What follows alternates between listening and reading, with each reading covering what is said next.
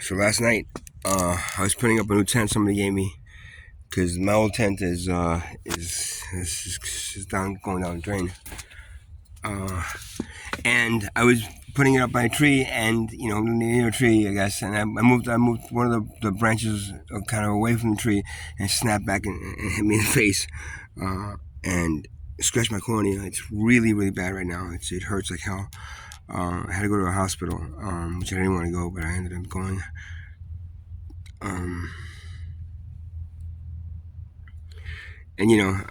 they gave me drops for it. It takes about a week to heal, but as you can see, my right eye is pretty bad off right now. So I used to get these cornea scratches on my eyes all the time when I have keratoconus, which is a coating of the cornea. And what happens is that light reflects badly in it, and then creates this halo effect over everything. Very weird thing. And it's a condition that progresses in your 20s, and then progresses for about 10, 15, maybe 20 years, and gets worse. Eventually, I would have to need a cornea transplant, especially because when I first got it, and I noticed that I was having it. Because it basically would be streaks and halos at night when I'm driving from another car. It was really dangerous. I couldn't see.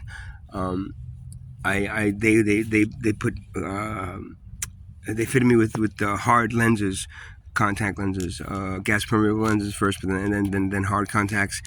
And they kept on trying different contacts, and every 6 months I would have to change the contacts. They were expensive. They were $400-500 a piece, and the insurance wasn't covering them. And it was a mess. It was a mess. For like 7 years, I wore these contacts, and they destroyed my cornea. They slowly wore away at the cornea, and it was my cornea was actually worse because of it. It was stopping the progression of it, so I could see, but it was getting worse. So my first Ayahuasca experience, which was in 2005, right after my divorce, I went into the Ayahuasca experience with the intent of I didn't want to wear these contacts anymore. I couldn't wear them. They were destroying my eyes, and if I kept on wearing them, I would eventually lose the cornea because of these cornea scratches that I got, like this one. That's why I knew as soon as I got it, I knew what it was exactly because I've had this so many times. So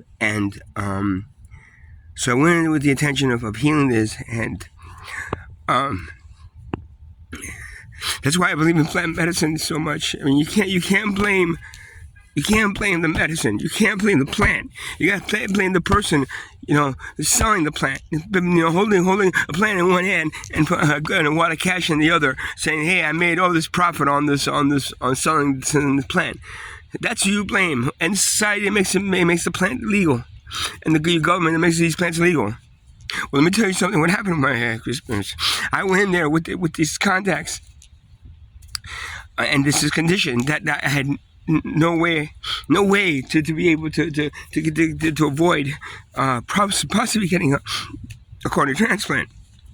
So I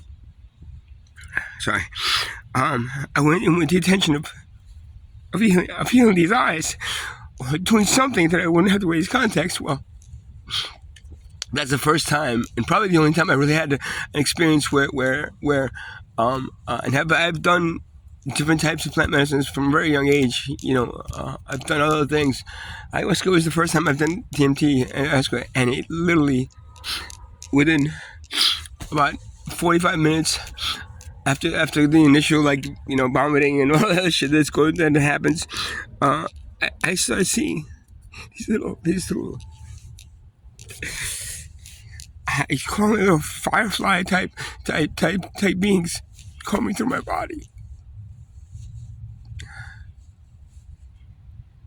And as they were coming through my body, they gave me some information about an imbalance in my I believe it was the liver, and there was herbal medicine you could take that would balance it.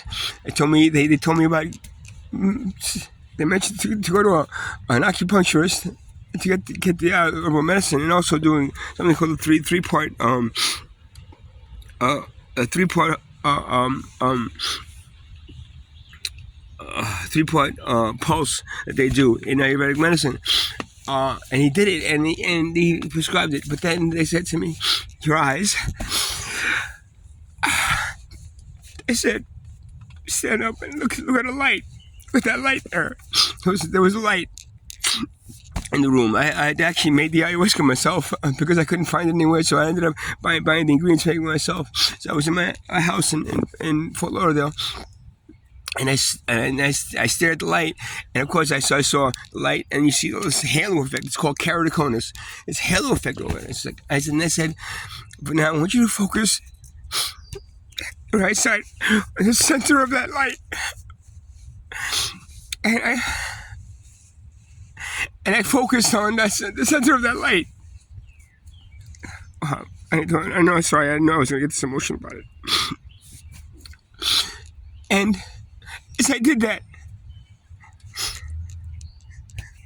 the keratoconus went away. And for the first time in like 8 years, I was able to see a light at night. You don't see it in the day that much because what happens is during the day, the pupils get smaller because of the sunlight, and because of the smallness of the pupils, the deformation of the cornea isn't as bad. But at night, it just became, because the pupils got big, it just became impossible to see. I stared at this light.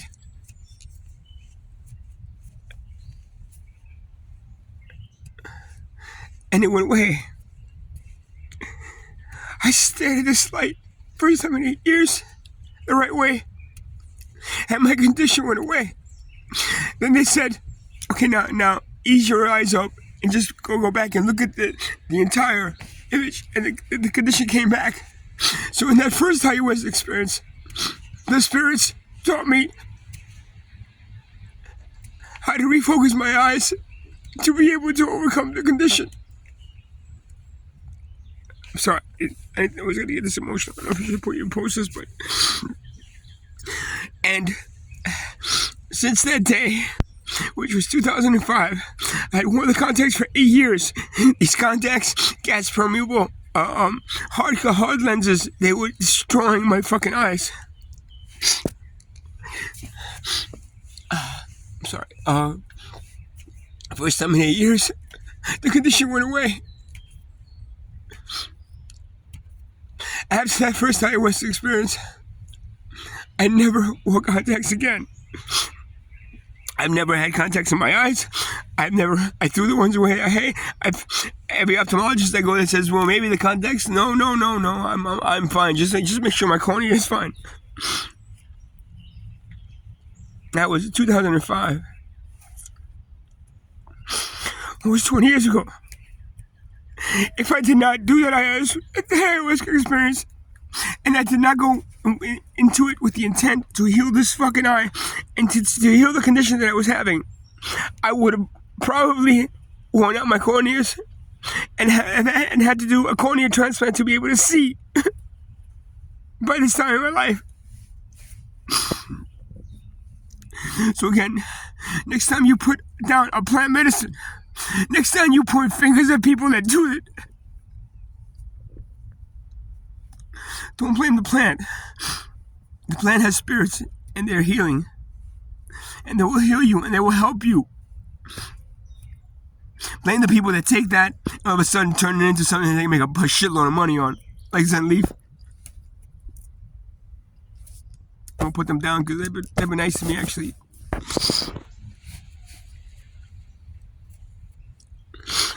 Shitload of money on it. Because that's the problem. It's the money you make on the plants. That's the problem. It's never the actual plant that you then you stick in a cage and say you can't touch it again. Thank you to the spirit guides. I've had those spirit guides with me ever since. They've helped me through a lot in my life. And right now, this eye and the way it feels on Memorial Day of all times is a stark memory of how a plant and the spirits within that plant heal my eyes. So next time any of you out there pointing fingers at me saying, "Oh, look at the drug addict. Oh, he's promoting drug use." No, I'm not promoting drug use. I'm promoting the use of a spiritual plant. Spiritual plants that have been used thousands of years by tribal cultures for healing, that you lock away and persecute those that want to do it, and put it in the hands of the criminal and the criminal element that then makes a shitload of money on it and gives you nothing even close to what it's supposed to be. All right. So, and anybody that thought I was lying about this, to try maybe get some money out of people, is like, no, it happened to me. You see, this is not me faking anything. And there's one last thing I have to say, because I got very few responses from people asking for help, because I needed help with this because I didn't have any money, and someone came back into my life recently that I hadn't seen close to 30 years. Lent me the money for the medication and just a couple of dollars for some food. Someone else later on did lend me some money as well. So I ended up getting something to be able to pay them for the medication and everything for this.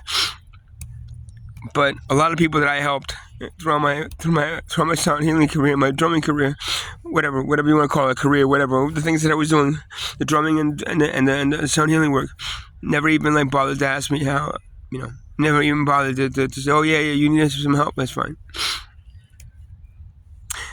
And one last thing, with the drumming, I ran drum circles before I was brutally thrown out of my house, and then eventually with the drum circle as well.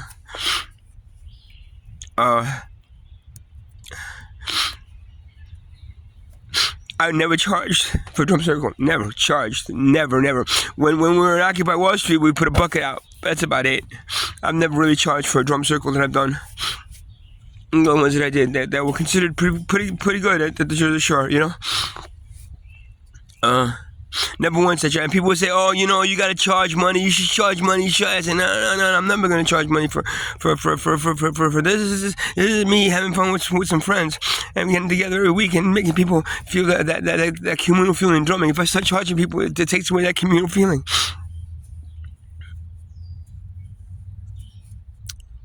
All those people that I helped and came to my drum circle.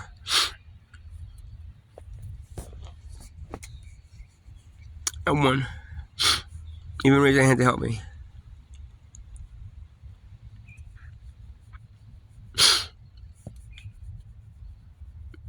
And then my sound healing career, which I did after getting when I got Guillain-Barré syndrome 13 years ago. I needed something to help me and something to help me boost my immune system, because it attacks your immune system.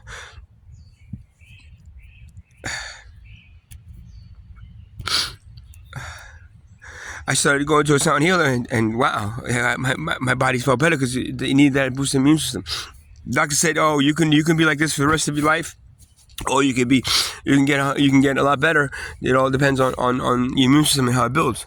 So that to me gave me the incentive to really focus on how to boost my immune system. So I did, and there was a lot of other things that I did too, but sound healing was the best. It was so good that within a month, going twice a week to the sound healer, this woman, Donna from Soul Awakenings.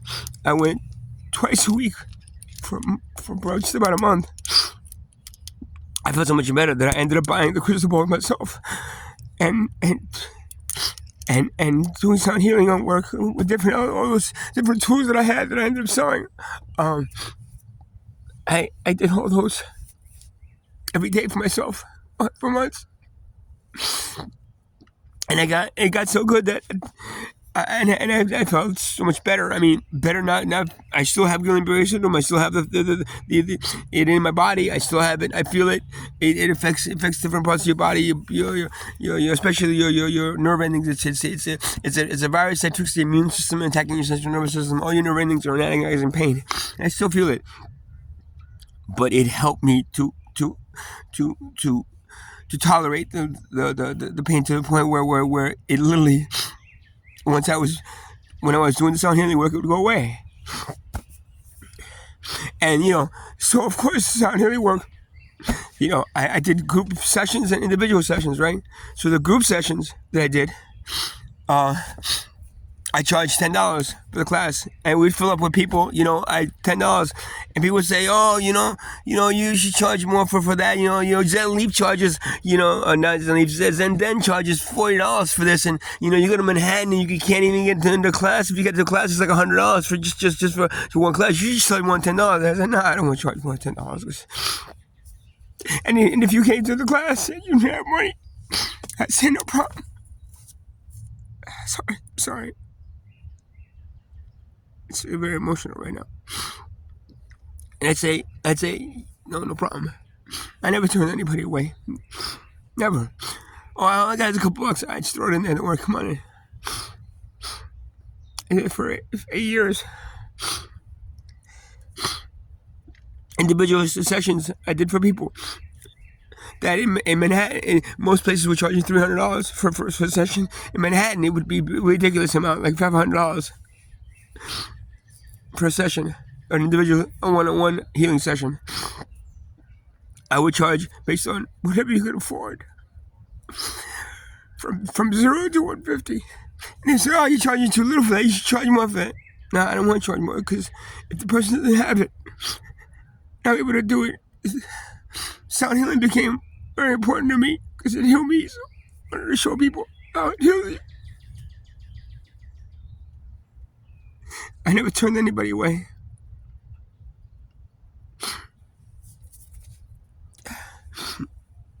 And if you didn't have it, I do it for you free. Why? Because, hey man, I'm on disability. I'm collecting some money here. I gotta pay the rent in this place, but you know what? It don't matter. And now one of those people that I helped,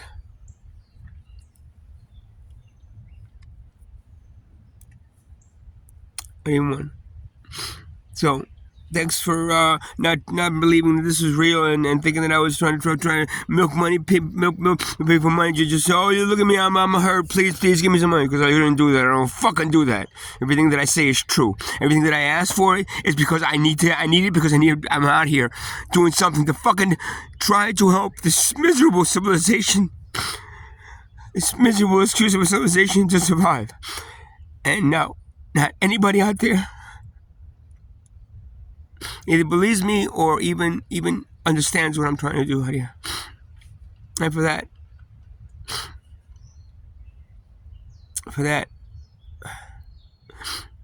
maybe I shouldn't have wasted all that time doing all that, right? Maybe I should have charged more money. Maybe I'm stupid for not charging what I should have charged, because then I'd be driving a fucking Lexus right now, right? Yeah. Sure. You have a nice day, man.